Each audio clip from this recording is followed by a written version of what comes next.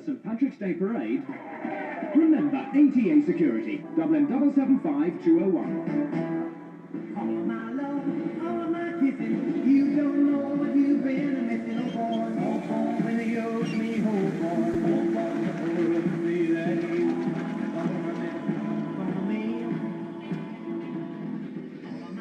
North County Dublin's an odd place. I came out looking for spuds.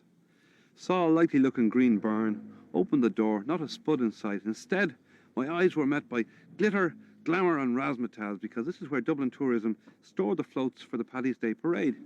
And inside is the king of the floats, Paul Flanagan. Well, Paul Flanagan, you have an extraordinary record for winning prizes for your floats in the Paddy's Day Parade. Tell me about this record of yours. Well, it's all started in 1973 when I first entered. I didn't know that year there were prizes for winning awards. That year in 1973, I entered a float. Just one? One float. Well, it wasn't actually a float. It was vans, actually, with rockets on top of the vans. I think it was the carnival concept that actually won the award for me. Children were dressed up as cops and robbers, and it went down like a bomb.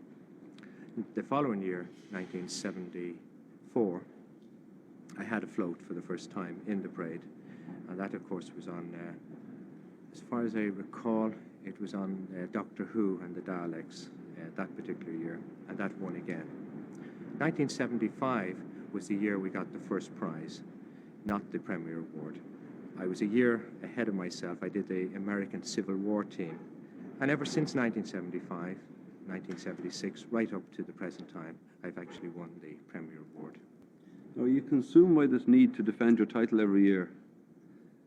Well, it all started off, actually, I just wanted to be an Irishman and I wanted to take part in our parade. And ever since that, it has gathered momentum. There are so many people now who come in each year and take part with the RTE security floats. And it gives great joy to the children. I know the children actually who take part have grown from very small and now they're teenagers. My own daughter, for instance, Paula, who's 19, she started off very young age, and Michelle, who is 17. In fact, this year, Michelle actually has taken part in the making of the floats, and she's very artistic. Well, let me get on to the making of the floats. Yeah. How many have you in this year's parade? I've 15 altogether. And how long does it take to put those together? Oh, we start working in October. We have to dismantle from the previous year, of course, before you can put new ones together. We start building about November each year, and by Christmas we have a good idea what teams we're working on, and they're subject to change right up to the last minute.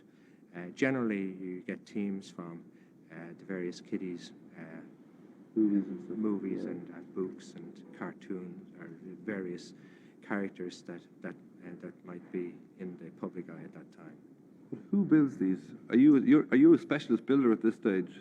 Well, I must be if I'm winning the Premier Award every year. But is it your own staff from RTE Security who actually do the business? Yes, it's our own staff.